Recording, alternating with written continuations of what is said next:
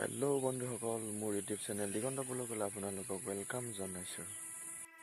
আজি আমি আলোচনা কৰিম জেনেৰেল নলেজৰ ওপৰত। যদি আপোনালোকে মোৰ চেনেলটোলৈ নতুনকৈ আহিছে, লাইক কৰিব, কমেণ্ট কৰিব, ছাবস্ক্ৰাইব কৰিব আৰু লগতে থকা বেল আইকনটো প্ৰেছ কৰিবলৈ নাপাহৰিব। বলক ভিডিঅ'টো আৰম্ভ কৰোঁ।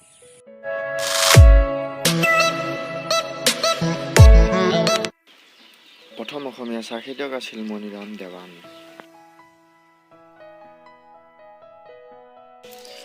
প্ৰথম অসমীয়া মহিলা স্নাতক আছিল শুদ্ধলতা দুৱৰা। প্ৰথম অসমীয়া ICS আছিল আনন্দৰাম বৰুৱা। প্ৰথম অসমীয়া মহিলা IAS আছিল পাৰুল দাস।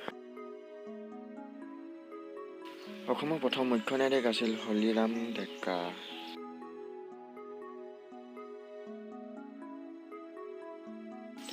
অসমৰ প্ৰথম মেডিকেল কলেজ আছিল অসম মেডিকেল কলেজ।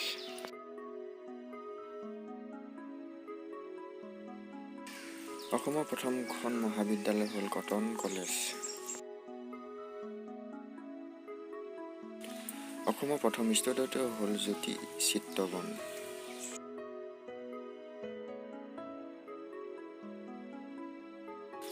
অসমৰ প্ৰথম চিত্ৰ নিৰ্মাতা আছিল জ্যোতিপ্ৰসাদ আগৰৱালা।